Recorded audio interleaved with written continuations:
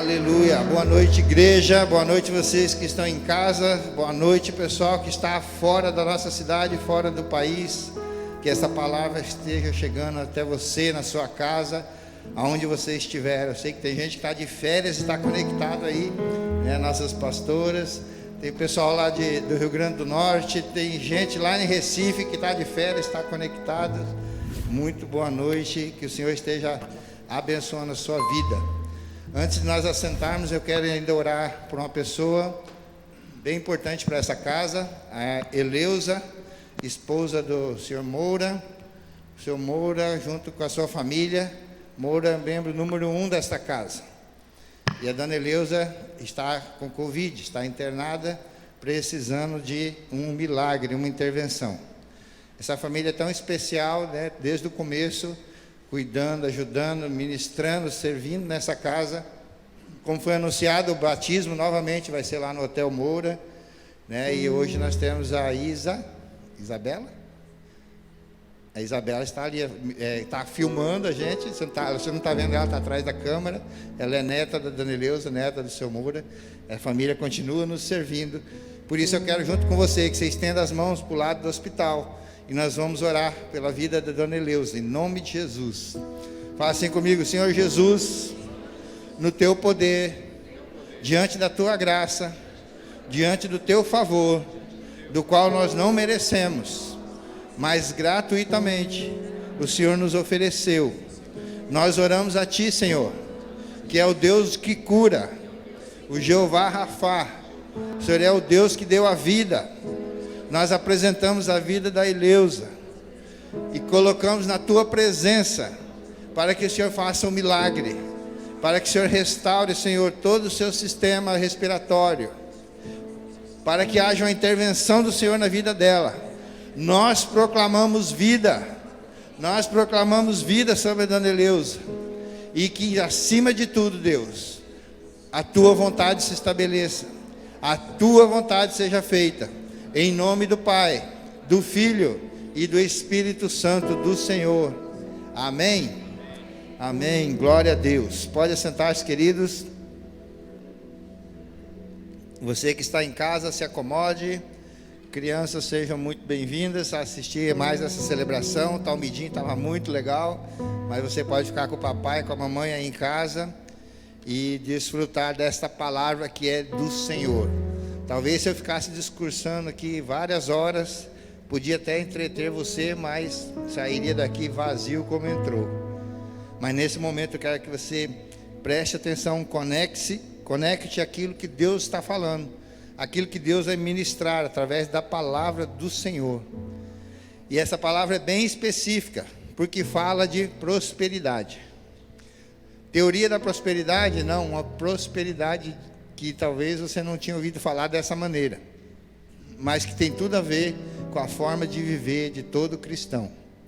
Então, a você que é nossos convidados, fique bem à vontade, sejam bem-vindos, que estão conectados aí pela primeira vez, sejam bem-vindos, e que esta palavra transforme a sua vida de dentro para fora, em nome de Jesus.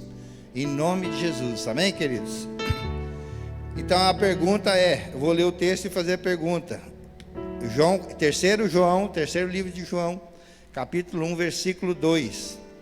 Amado, acima de tudo, faço voto por tua prosperidade e saúde, assim como é próspera a tua alma. Uau! É só esse o versículo. E a pergunta é, sua alma é próspera? Pergunta para a pessoa do lado aí, sua alma é próspera? Há prosperidade na sua alma? Que pergunta interessante. Um texto mais erudito, vamos dizer assim. Amado, oro para que você tenha boa saúde e tudo lhe corra bem, assim como vai bem a sua alma. João estava aqui, o apóstolo João estava desejando isso para seu amigo, seu irmão, o Gaio, né? O texto está dizendo na palavra de Deus que era a vontade dele para o Gaio, que ele tinha a alma muito bem resolvida, e que as coisas, né, que nas outras áreas também ele tivesse boa saúde, prosperasse em tudo, assim como estava bem resolvido na sua alma. Mas essa também, querido, essa também é a vontade de Deus para todos os seus filhos. Eu sabia que ia ter que falar duas vezes. Essa é a vontade de Deus para todos os seus filhos, que você vá bem em todas as coisas, assim como a sua alma. Glória a Deus por essa palavra. Jesus ensinou que se nós que somos maus, nós como pais somos maus, sabemos dar coisas boas para nossos filhos, Mateus 7,11, está lá esse texto. Jesus ensinou que se nós que somos maus, sabemos dar coisas boas aos nossos filhos, quanto mais nosso Pai Celestial nos dará coisas boas aos que lhe pedirem. Então precisa pedir para Ele. Assim como o pai biológico deseja coisas boas para seus filhos, o Pai Celeste também deseja o melhor para mim e para você, para os filhos dele. Isso é a Bíblia que está dizendo. Paulo declarou aos Romanos, em Romanos 8,32, que se Deus não poupou nem o seu próprio Filho, mas por todos nós o entregou, como não nos dará também com Ele todas as coisas? Presta atenção se não são coisas que estão atrapalhando a sua alma de estar satisfeita. Presta atenção se não são coisas que fazem com que você pense que não é próspero. Porque nós desejamos muitas coisas. Nós vamos entender melhor isso. Então, há pessoas, irmãos, bem interessante isso, que fica esperando receber o melhor de Deus. Ah, pastor, estou no deserto, eu vou receber ainda, o melhor de Deus está por vir. Eu quero dizer para você que Ele já deu o que Ele tinha de melhor no céu. O seu Filho, o Senhor Jesus. Não há coisa alguma. O texto está dizendo em Romanos, se Ele não negou o Filho, quanto mais as outras coisas. Então nós precisamos alcançar esse nível de prosperidade. Não há nada que Ele não possa nos dar e nos acrescentar. A questão é que nós vamos entender porque muitas vezes não estamos vivendo ou recebendo isso. Deus amou, a palavra diz, Deus amou o mundo de tal maneira, não tem palavra nas línguas para dizer que forma que Ele amou, que Ele deu, que Ele ofertou o seu Filho. Então foi algo muito, muito sacrificial para Deus. Mas prosperidade da alma, mas precisamos definir primeiro o que é prosperidade. O que é prosperidade segundo a Bíblia? Segundo o dicionário podia falar muitas coisas, mas segundo a palavra de Deus, falando bem simples, prosperidade é ausência de necessidade. Prosperidade é ausência de necessidade, e reflete também essa ideia de ir bem em todas as coisas.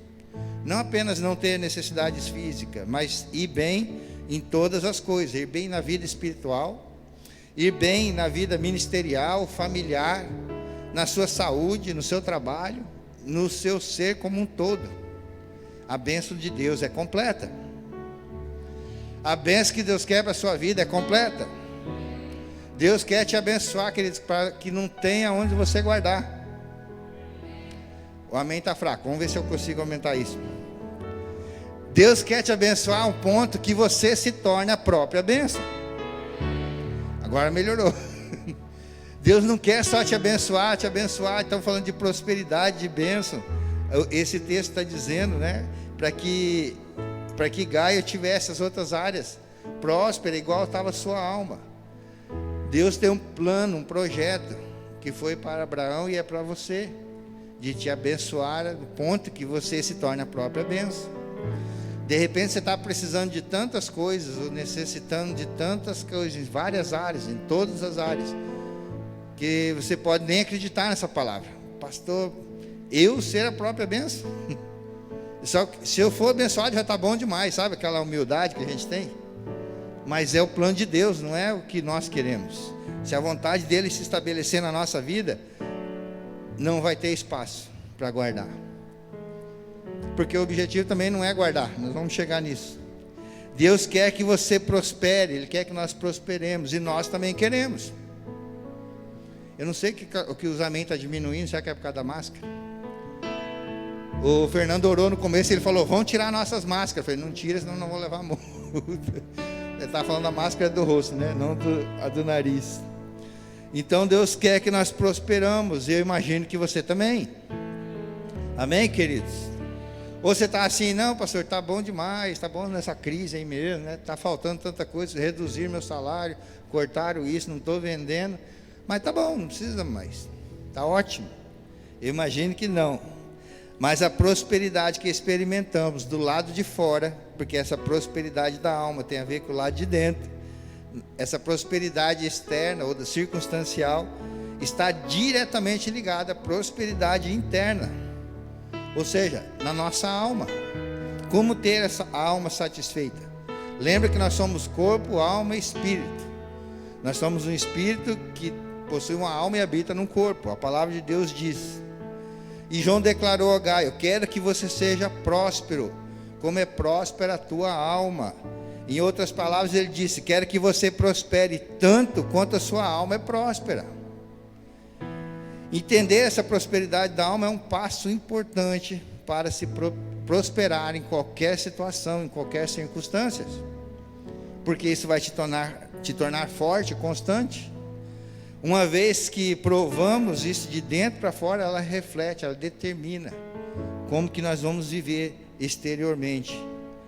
Prosperidade somente de forma externa, ela nos torna insatisfeito e desanimado, e até muitas vezes temos uma crise existencial que toma conta de nós, porque vivemos de aparência.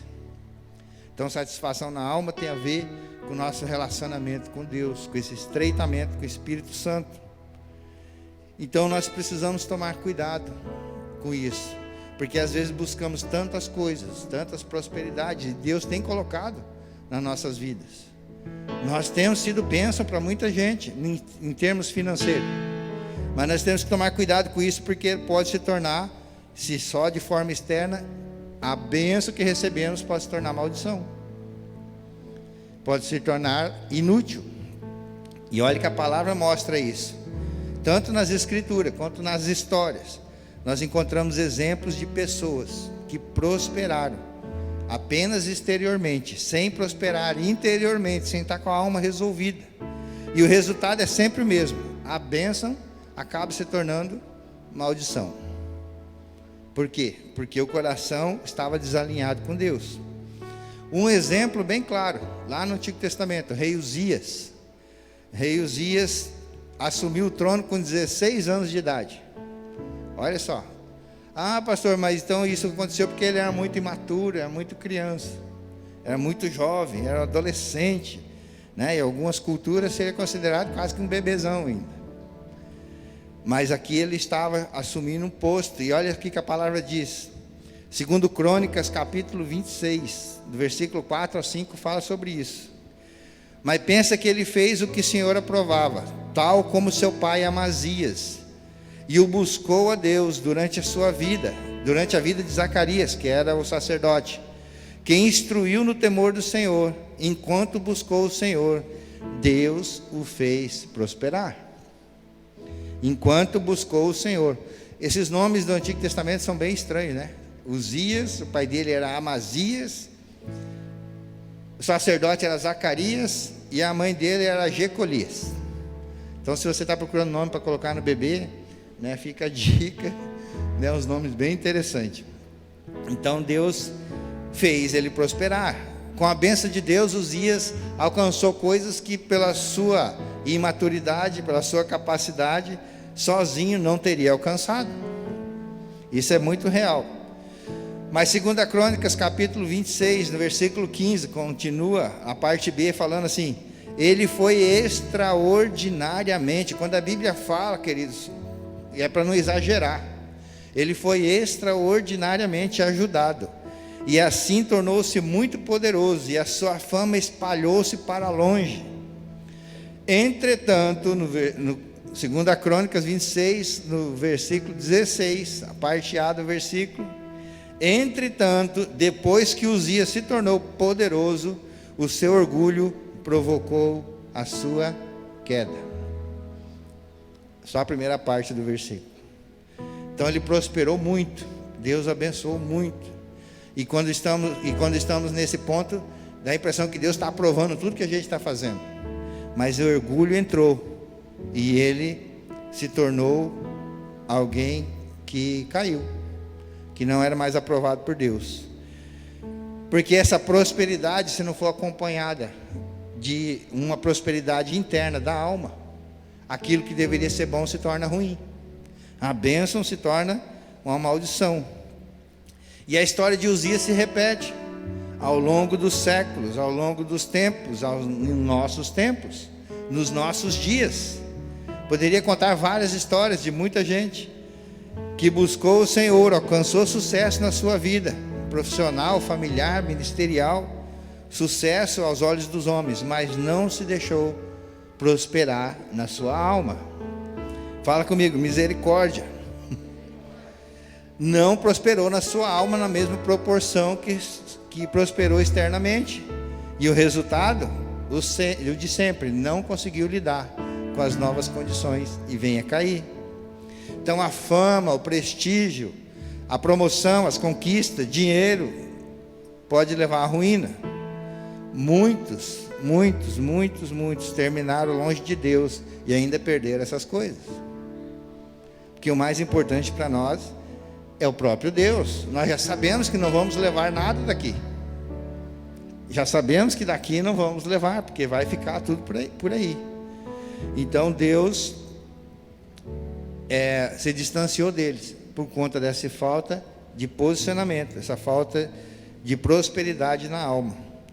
O próprio Paulo advertiu a Timóteo, 1 Timóteo capítulo 6, versículo 9 e 10. Paulo falou assim: ora, os que querem ficar ricos caem em tentação e em cilada, e em muitas concupiscências insensatas e perniciosas, os quais afogam os homens na ruína e perdição, porque o amor ao dinheiro, é assim que está essa versão também? Está em outra, né? Não. Porque o amor ao dinheiro, pois o amor ao dinheiro está ali, né? É a raiz de todos os males. E aí continua o texto: pois o amor ao dinheiro, pois o amor ao vil tesouro, né? A palavra diz também, é a raiz de todos os males. Se desviam da fé a si mesmo, se atormentam com muitas dores. Uau! Então qual que é o problema? É o dinheiro ou é o amor a ele? Muitos já enriqueceram às custas de perder seus valores internos, de perder essa comunhão, de perder essa prosperidade na alma, e inclusive negociar a sua fé, abrir mão de princípios para conseguir coisas que Deus promete, se você buscar o reino dele. É o mesmo que vender a alma para o diabo, é o mesmo que vender a alma para o inimigo, a partir de que negocia isso. Pois há a promessa do Senhor para buscar o reino dele, a sua justiça, e as coisas nos seriam acrescentadas. Então não é desejo de Deus para nós. Por isso devemos prosperar na nossa alma. Uma alma próspera é aquela que não se prende à ganância nem à avareza. Ela é despojada de egoísmo e de orgulho. Se uma pessoa está prosperando materialmente e seu coração se prende àquilo que está conquistando, ou não tem mais tempo para Deus porque tem que cuidar daquilo que está conquistando, é porque sua alma não está indo bem. Começa a negociar o tempo, negociar princípios. Quantas vezes já falamos sobre isso? Quantas vezes vimos na palavra de Deus os heróis da fé que começaram bem e terminaram mal? Por quê? Porque esse era o motivo. Não estavam prósperos, não estavam bem com a sua alma, não estavam bem diante do Senhor. E esse entendimento que nós precisamos perceber na nossa vida, precisamos avaliar. Já viu falar num cara chamado Agur? Está lá em Provérbios 30, a partir do verso 7. Nessa maratona de fazer as lives, oração da manhã, palavra pastoral do meio-dia, nós fizemos todo o livro de Provérbios, mas lógico que não vai dar para lembrar desse nome, né? Desse Agur que fez esse louvor, mas é uma oração. Olha o que o texto diz: Duas coisas peço que me dês antes que eu morra. Mantém longe de mim a falsidade e a mentira. Não me dês nem pobreza, nem riqueza. Dê-me apenas o alimento necessário. Senão, tendo demais, eu te negaria e deixaria e diria: quem é o Senhor? Quando estamos muito abastados, achamos que nem precisamos de Deus. Se eu ficasse pobre, poderia vir a roubar, desonrando assim o nome do meu Deus. Na hora da fome, na hora do desespero, a pessoa faz coisas que ferem princípios, ferem a moral. É uma questão de sobrevivência. A gente já viu isso também na humanidade. Mas olha essa oração, o autoexame. Ele examina a sua alma, ele reconhece esses dois perigos: o de pobreza e o de riqueza. Tanto prosperar demais quanto ficar pobre podia trazer esse desequilíbrio. Isso que é um autoexame da sua alma, do seu ser. Isso que é avaliar, conhecer o inimigo. Conhecer o inimigo, pastor? Sim, porque o inimigo da nossa alma não é o Satanás, não é o diabo. O nosso inimigo somos nós mesmos, com as nossas vontades, com os nossos desejos, que precisa estar dominado através do Espírito Santo. E isso tem que ver com a prosperidade da alma. E se não estiver, se nós não entendermos isso, nós não saberemos, não teremos equilíbrio para lidar, nem com a pobreza, nem com a riqueza. Então nós precisamos avaliar e ver que ponto que nós estamos. Se a prosperidade de alguém privar da comunhão com Deus, da comunhão do próprio Deus, é porque essa bênção que Ele te deu já está se transformada, já está se transformando em maldição. Tudo que coloca, outra coisa que você coloca no lugar de Deus, a palavra diz que é idolatria, e aí nós perdemos o foco. Quando ainda liderava a célula, não foram poucas vezes, quando liderava a célula mais de perto, quando eu era líder de célula, não foram poucas as vezes, que na caixa de oração, lembra? Alguns chamavam de caixinha mágica, porque colocava pedido, Deus atendia, nós orávamos, continuamos orando, a caixinha que tem na célula, a oração vem para cá, a gente continua orando, e Deus vai atendendo alguns pedidos. E não poucas vezes, pessoas receberam a graça, alguns usaram esse termo, receberam um milagre, receberam seu emprego, restauraram relacionamentos, receberam cura, e daí já não precisava mais de Deus, não precisava mais da célula, consequentemente nem de Deus, porque já recebeu aquilo que queria, estava pensando só em algo externo. Então esse é um comportamento do ser humano. As condições da nossa alma podem se tornar um fator limitante para a prosperidade exterior. Assim como um pai não deseja presentear um filho com algo que o prejudique, também o Senhor não deseja nos acrescentar algo que nos afaste do seu propósito. Simples.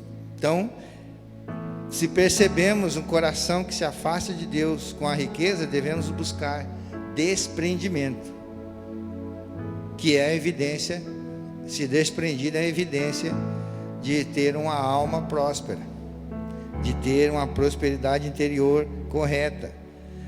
Não se apegue às coisas desse mundo. A palavra diz que são perecíveis, que enferrujam, que o ladrão rouba. Mas junte tesouros no céu, a Bíblia diz, E aí nós precisamos mudar nosso coração quanto a isso. Precisamos estar resolvidos. A prosperidade não deve ser evitada pelo risco de ser transformada em maldição. Não, se é assim, então agora eu vou trabalhar menos, pastor. Não quero esse negócio de prosperidade na minha vida. Nós precisamos do equilíbrio. O equilíbrio está resolvido dentro de nós, diante de Deus, diante da palavra. Porque se fosse assim, Deus não teria prosperado o rei Uzias. Tinha um propósito para ele ser próspero. O conselho de Deus é que nós nos policiemos, que nós sondemos o nosso coração. Salmo 62 diz: se as vossas riquezas prosperam, não ponhas nela o seu coração, ou seja, não confie nessas coisas. Tem muitos textos dizendo sobre isso. Agora fiz uma colheita, vou só deitar, dormir, comer, me fartar, descansar, vou me aposentar porque eu já fiz tudo. Não confie nessas riquezas. Quer ver? O que tem juventude acumulada, eu não vou usar esse termo, vai lembrar disso. Quem ficou com R$50 quando o Collor fez um plano e assumiu o Brasil? Lá em 1900, não interessa para os jovens. Quem ficou com 50 só? Levanta a mão aí, gente, pode confessar. Vários. R$50, o governo chegou, todo mundo ficou no mesmo nível no Brasil. Quem tinha dinheiro, né? Os que não tinham dinheiro ficou igual. Quem tinha, todo mundo com 50 pila. Lembra desse plano? Excelente plano, tanto que tiraram o presidente depois. O negócio não deu certo. Todo mundo igual. Já houve isso no Brasil. E aí quem tinha aposentadoria, quem tinha fundo disso, quem tinha investimento, só quando Deus quiser você vai recuperar isso em várias frações. E eu conheço pouca gente que pegou dinheiro de volta. Compulsório de gasolina. Então assim, vão confiar no governo? Você está frito, meu irmão. Vão confiar, né, no plano tal e em fulano de tal? Esquece. Nosso sustento tem que vir do Senhor. Nosso sustento tem que vir de Deus. Melhor se tiver homens de Deus governando, certo? Que daí está alinhado com aquilo que Deus quer e Ele vai fazer a coisa certa do que nós estamos dizendo. Se ele tiver com o coração inclinado para aquilo que é o coletivo, Deus vai fazer igual fez com o rei Uzias. Vai fazer o nome dele famoso, vai derramar riquezas. Para quê? Para tornar o povo rico, próspero também. Não é para ele só. Então tudo tem um propósito. Então Deus manda nós cuidar com aquilo que recebemos. Devemos manter nosso íntimo alinhado com os princípios de Deus, com os princípios da palavra, com os valores do reino. A prosperidade material não pode nos levar à ganância, à avareza e ao egoísmo. Então, o que nós vamos fazer? Vamos fazer voto de pobreza? Vamos nos isolar? Vamos nos trancar? Não, a palavra está dizendo, devemos permitir que a nossa alma seja tratada pela palavra de Deus e pela ação do Espírito Santo. Porque senão é mais fácil, vamos nos isolar do pecado. Agora nós vamos montar uma comunidade. Já tentaram isso ao longo dos séculos. Vamos morar numa ilha deserta, lá aí não tem como pecar. Vai murmurar contra Deus, pecou. Vai se isolar da comunidade, vai se isolar da humanidade. Vamos virar um eremita, ou ermitão, não sei, não lembro mais o termo. Aquelas pessoas que se isolam, vai morar lá nas montanhas do Tibete, né? Põe uma roupinha laranja e fica lá e não vou pecar mais. Isso não funcionou. Então devemos tratar com o nosso coração e nos manter consciente de quem é nosso maior tesouro. É no nosso coração. Nós precisamos saber quem é nosso maior tesouro. E quem é nosso maior tesouro, senão o próprio Jesus, que foi o presente que Deus nos deu, de graça, pela graça dele, um favor imerecido. Nós merecíamos morte pelo nosso pecado. O que nós merecíamos diante de Deus, pelo que praticávamos, é o inferno, era a morte das mais terríveis, que na época era a cruz, e a morte eterna longe de Deus. Jesus resgatou tudo isso. Jesus nos deu essa oportunidade de termos o coração, e nós precisamos com isso vencer também outra coisa que é um veneno, que é o egoísmo. Mateus capítulo 6, versículo 19. Você conhece o texto? Não acumulem para vocês, pode repetir comigo? Para vocês, isso, não acumule para vocês tesouro na terra, onde a traça e a ferrugem destrói, e os ladrões arrombam e furtam. Mas acumulem para vocês tesouros no céu, onde a traça e a ferrugem não destrói, onde os ladrões não arrombam e nem furtam. Pois onde estiver ou onde está o seu tesouro, aí está o seu coração. Uau! Por que prosperidade da alma? Por que está com o coração agradecido ao Senhor? Porque é aquilo que faz palpitar o teu coração, aí está teu tesouro. Aí que está. Alguém disse que Jesus ensinou então que nós não podemos ter tesouros, ter coisas aqui na terra, ter coisas de valores na terra. Mas o texto está bem claro, não foi isso que ele disse. O texto está dizendo: não acumule para vocês tesouros na terra. Há algo, querido, sobre essa prosperidade da alma que precisamos entender. Ela nos leva a viver acima do egoísmo. Você não quer mais só para você, você quer repartir, você quer estar no coletivo, você quer que todo mundo tenha igual. É bem impressionante isso. O propósito de prosperarmos materialmente, então, não é de represar os recursos só para nós, não é de só ter, acumular, porque a alma é insatisfeita. Se você compra um carro do ano, no outro mês você já quer o mesmo carro de outra cor, ou o teu vizinho compra o mais potente. Você não vai conseguir comprar o mais caro do mundo, sempre vai ter alguém comprando o melhor. E daí, se você entra na sua alma com essa competição, isso é com todas as coisas.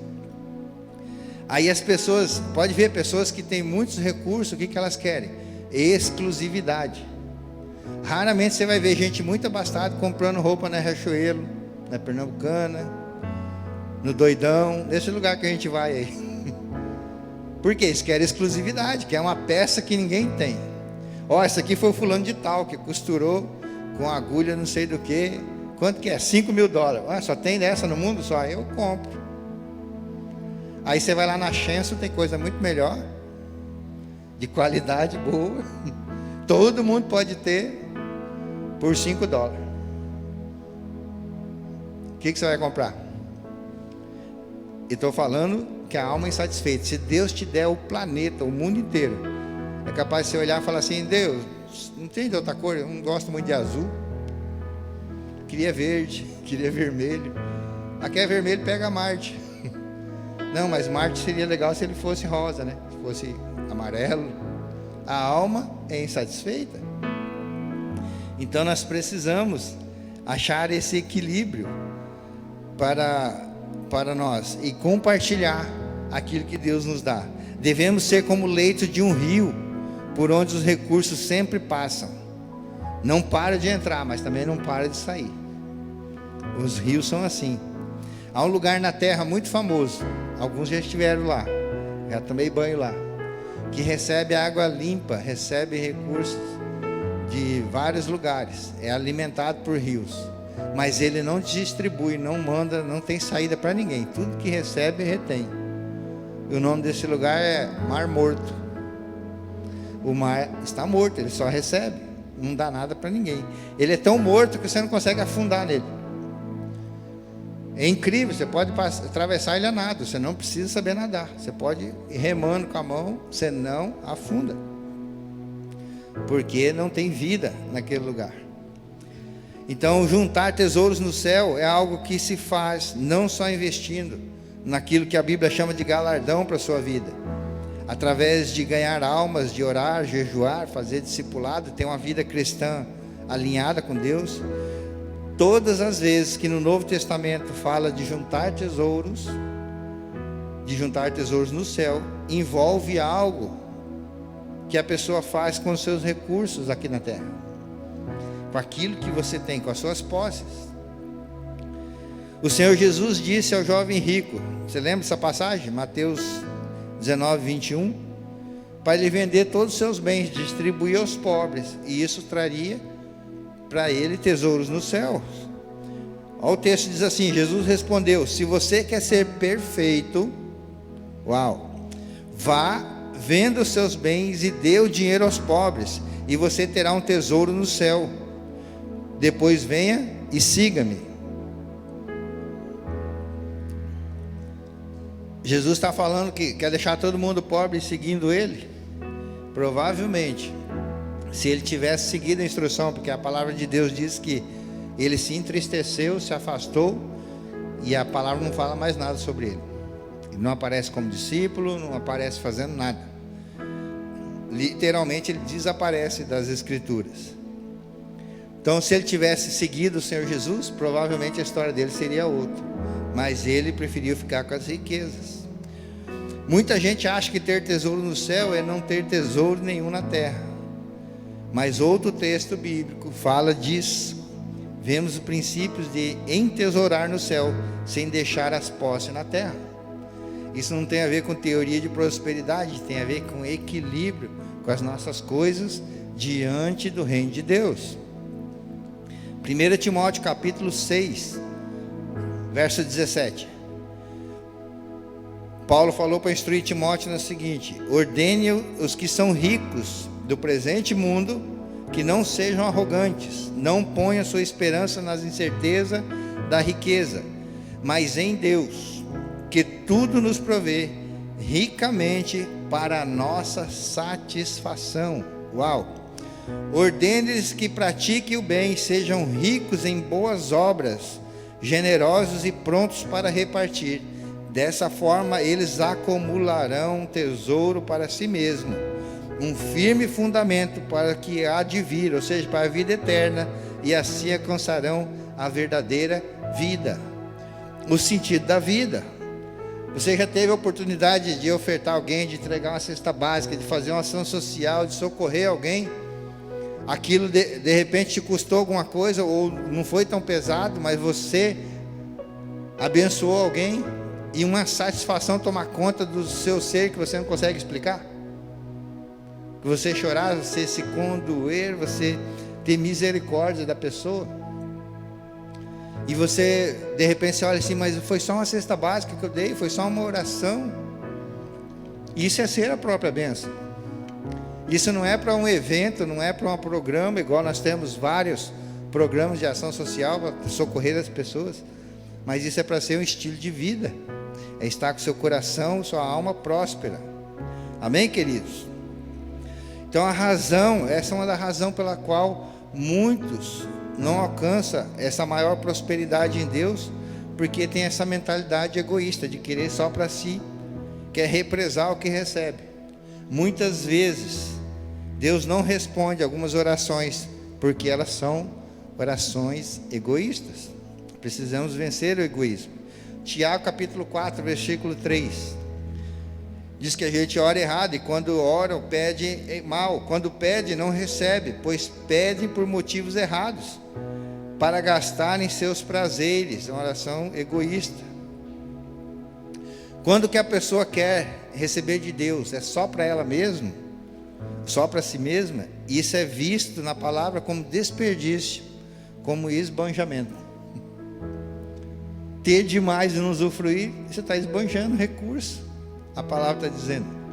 O plano de Deus é que nós transbordemos, que nós alcancemos, e que nunca venha só para nós mesmos, mas que nós possamos compartilhar com os outros. Foi isso que o apóstolo Paulo disse. Efésios capítulo 4, verso 28. Vinha trazendo várias instruções, quando fala e que o que furtava, não furte mais, antes trabalhe, fazendo algo de útil com suas mãos, para que tenha o que repartir com quem tiver em necessidade, para aqueles que estiverem em necessidade. Ou seja, não é para ficar sem fazer nada, é para trabalhar, é para sustentar a si mesmo e juntar para, se alguém tiver necessidade, você poder compartilhar. Esse é a vida cristã, essa é a satisfação de trabalhar no reino, de trabalhar para o Senhor. Nós precisamos vencer isso. Precisamos vencer o egoísmo, criar uma mentalidade de transbordar os recursos. Isso é prosperidade da alma. Isso é ter a alma próspera, isso é ter a alma resolvida. Pastor, mas eu tenho muitas necessidades, e são lícitas, e elas devem ser atendidas primeiro.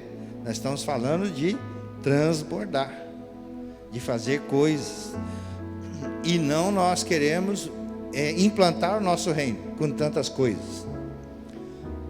Essa é uma palavra muito específica para o nosso chamado. Deus falou: cuide das minhas coisas, busque em primeiro lugar o reino do céu, a sua justiça, e as coisas que vocês precisarem, as demais coisas vos serão acrescentadas. Deus, tu sabe, precisamos de uma casa maior. A casa veio. Precisamos de mais de um carro. Nunca faltou. Queremos colocar as crianças para aprender numa instituição melhor. Os recursos vieram. Enquanto estavam fazendo a coisa certa. Enquanto estão fazendo aquilo que era a vontade de Deus. Enquanto estão na batalha fazendo o reino de Deus crescer. Deus foi acrescentando as coisas que nós, como empresários, como empregados, como profissionais, não conseguimos. Muito, muito, muito real nas nossas vidas. Então, além do egoísmo, um outro veneno que atinge a nossa alma e nos impede de prosperar interiormente é o orgulho. O orgulho tem que ser combatido. Paulo mandou Timóteo advertir acerca disso no texto que nós já lemos. É uma inclinação natural do ser humano achar que aquilo que ele conquista é para os seus méritos, e se esquece de reverenciar, de atribuir aquele que te deu capacidade, que te deu dom, te deu talento para conquistar as riquezas. E Romanos 11:36, nós já sabemos disso, cantamos isso, porque dele, pois dele, para ele, por ele e para ele são todas as coisas, a ele seja a glória para sempre. Tudo é para o Senhor, tudo é para Jesus, dele, para ele e por ele. Então vem dele o querer, o efetuar, força para adquirir, e o Senhor precisa receber. E nós nos orgulhamos dos feitos que o Senhor nos deu capacidade de fazer. Um exemplo de alguém muito, muito orgulhoso, né? Está lá no Antigo Testamento, no livro de Daniel, capítulo 4, versículo 29. Não vou ler todo o texto, mas Nabucodonosor foi julgado por isso. Pensa no homem orgulhoso. Ele olhou para a Babilônia e falou: olha aí o que eu fiz, glória a Deus, louvado seja, glória a mim, louvado seja eu. Ele estava se exaltando, porque a cidade era linda realmente, mas Deus colocou nele uma loucura, levou ele a um estado de bestialidade. Ele se transformou num monstro. Então Deus corrigiu ele dessa forma. Então quanto tempo ele ficou assim? 7 dias, 7 semanas. Deus pegou pesado com ele. Ele virou um monstro. Depois você lê o texto lá. E foi pastar, foi dormir no relento. Os homens fugiam dele. 7 anos dessa loucura. Depois de 7 anos, ele faz essa declaração, Daniel capítulo 4, versículo 37. Depois de 7 anos quebrado o orgulho dele, ele diz assim: agora eu, Nabucodonosor, louvo, exalto, glorifico ao Rei dos céus, porque tudo o que ele faz é certo, e todos os seus caminhos são justos, e ele tem poder para humilhar aquele que vive com arrogância. Uau! Para quem se achava o próprio Deus, essa palavra, verdadeiramente Deus amoleceu o coração dele. Também Deus adverte quando ele coloca o povo na terra de Canaã, lá em Deuteronômio 8:17. Não digam, pois, em seu coração: a minha capacidade, a minha força, a força das minhas mãos ajuntaram para mim toda esta riqueza. Mas lembre-se do Senhor, do seu Deus, pois Ele é que lhes dá capacidade, é Ele que nos dá a capacidade de produzir riqueza, confirmando a aliança que jurou aos seus antepassados, conforme hoje se vê. Qual que é o perigo do orgulho? O orgulho precede a ruína. Provérbios 16:18. O orgulho vem antes da destruição, o espírito altivo antes da queda. Deus resiste aos soberbos, aos orgulhosos. Portanto, só podemos ter prosperidade permanente do lado de fora e do lado de dentro, se nossa alma prosperar, vencendo o orgulho, trilhando o caminho da humildade. Isso é verdadeiramente uma prosperidade da nossa alma. Amém? Quero caminhar para o final dessa palavra. Pastor, até agora parece que só teve coisas ruins. É verdade. É porque nós somos muito bonzinhos, sabe? como ser humano. Então a palavra vem assim bem suave para nós. Como a gente só tem bondade dentro de nós, e aí a palavra vem dura desse jeito.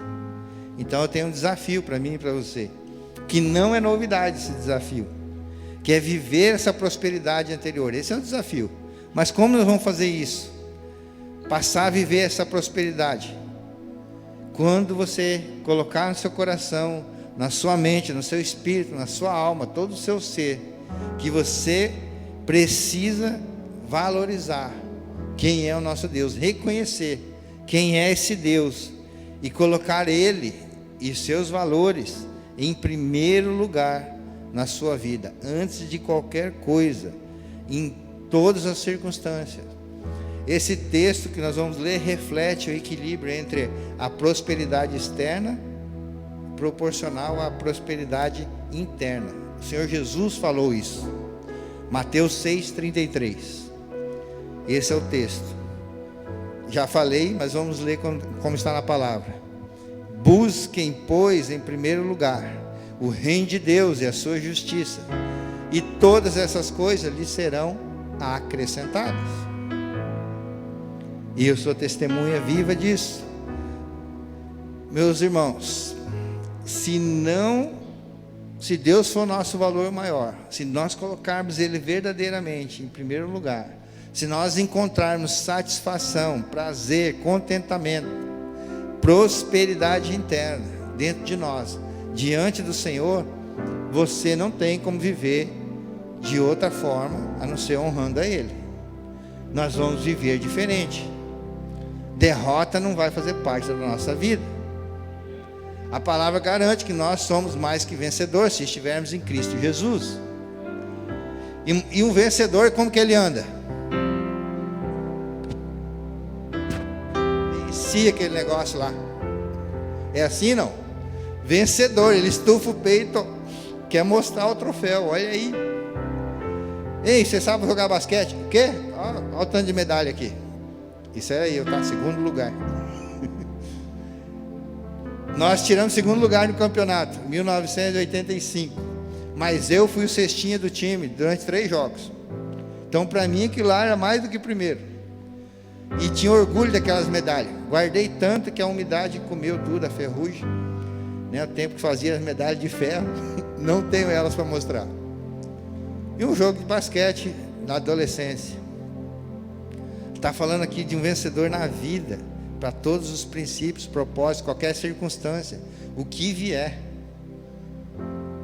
Pessoas têm perdido tantas coisas, negócios, bens, pessoas amadas, mas nós continuamos aqui. E essa palavra é para os que estão vivos, essa palavra é para aqueles que continuam, que seguem, fiel até o fim, até que o Senhor resolva voltar, ou até que Ele leve você de volta. Então nós precisamos viver assim. Se você viver assim, com Deus em primeiro lugar, haverá gratidão, satisfação, contentamento pelo seu emprego, pela sua empresa. Haverá contentamento, satisfação pela sua família. Haverá contentamento, satisfação pelos seus bens, pelos seus cônjuges, pelos seus filhos. Sabe o que é você ficar contente de ter boleto para pagar? Meu Deus, IPTU, escola, não sei o que, IPVA. Isso é privilégio de quem tem casa, de quem tem carro, de quem tem filho estudando, inteligente o suficiente para você pagar uma escola particular. Isso não é maldição, isso é bênção. Vou falar, amor. Eu e a pastora estavam brigando esses dias. Nem foi esses dias, foi ontem. Por causa de um disjuntor, você acredita? Falei, nós paramos assim, olhando para a cara um do outro, porque ela estava tomando banho, o disjuntor caiu e água fria, né, despertou ela, está até resfriado, tadinho. E eu estou protelando para arrumar esse disjuntor. Aliás, se alguém tiver um eletricista, manda para mim, por favor. Tem que ser padrão Copel, porque tem que abrir lá o relógio. Não está suportando a carga. E desarma justamente quando está no banho. É impressionante. Sabe o gás só acaba na hora do almoço? Tá assim, está o abençoado disjuntor. E aí ela trouxe um discurso, que não preciso nem falar, né? Que coisa de marido e mulher. A gente resolveu. Estava só nós dois e o negócio ferveu um pouco. Mas daí eu falei, parei, olhei para ela e falei, nós oramos tanto por uma bênção, né? Para ter uma casa, nós temos uma casa tão linda, tão bonita, quase quitada, né? Já é mais nossa que da Caixa. E eles estão brigando por causa de um disjuntor. Eu falei, não, vamos arrumar essa porcaria desse disjuntor aí. E pasmem, eu sou eletrotécnico, eu podia ir lá e resolver. Então coisas bobas. Você pode ter contentamento, satisfação, até em algo que quebra na sua casa. Porque se quebrou não sei o que da minha casa. Minha mãe um dia estava reclamando que está pagando IPTU. Eu falei, isso é um privilégio que tem casa. Quantos sonham com a casa própria? Você não roubará, porque Deus é a sua provisão e a sua segurança. Se Deus estiver em primeiro lugar na sua vida, você não trairá o seu cônjuge, porque isso desonraria, feriria o coração de Deus e quebraria a aliança que você fez diante dele. Tudo tem motivo, propósito. Com essa prosperidade de alma, você assume a responsabilidade sobre a sua casa, seus filhos, sua família, independente do quão árduo ou seja, cumprir essa tarefa. Você não mente mais, porque o pai da mentira é o inimigo feroz do seu pai, inimigo feroz de Deus e consequentemente seu. Você honra as autoridades, honra seu pai e sua mãe, porque isso agrada a Deus e lhe acrescenta mais vida. Essa é a promessa. Você não se vinga de ninguém, não vai mais matar ninguém, porque Deus assume o controle de tudo isso na sua vida. A nossa vingança, ela é abençoadora. Acabamos com os inimigos, transformando eles em irmãos. É assim que Deus age. Você adora Ele em espírito e em verdade, porque sabe que Ele odeia a idolatria. O Pai não divide a glória dele com ninguém. Não há outro Deus para você a não ser o Deus vivo, aquele que ressuscitou, aquele que não tem um túmulo para visitar aqui na terra, porque Ele está vivo. Você não chama o nome dele em vão, porque há uma reverência, há respeito, há um temor pelo seu nome e pela sua presença. Não há contentamento. Se há contentamento, você não vive em falsidade, nem cobiça nada de ninguém, porque há contentamento na sua alma, a sua alma é próspera. Se prosperarmos espiritualmente, prosperaremos física e materialmente. Que o Senhor nos ajude a alcançar esse nível de prosperidade da alma, de prosperidade em todas as áreas. Eu quero que você se coloque de pé, que você receba essa palavra, que você viva, que você nesse momento possa, você que está em casa também, coloque-se numa posição de reverência, coloque a mão no seu coração, feche seus olhos e concorde comigo nessa oração, ou faça a tua oração, arrependendo-se diante do Senhor. Uma oração de alinhamento com os princípios, com os preceitos, com os mandamentos do Senhor.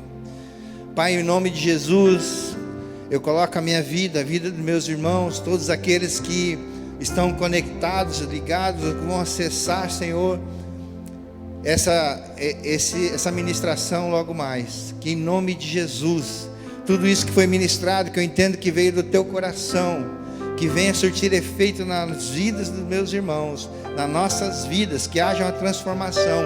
Nós nos arrependemos, Senhor, Pai, que a prosperidade do Senhor na nossa vida não se torne maldição, e se tornou, Pai, nós nos arrependemos e queremos alinhar toda a nossa vida com a tua vontade, com os teus princípios que são maiores, teus caminhos são maiores, tuas vontades, teus planos são maiores e são de prosperar, não de fazer, de causar dano para ninguém.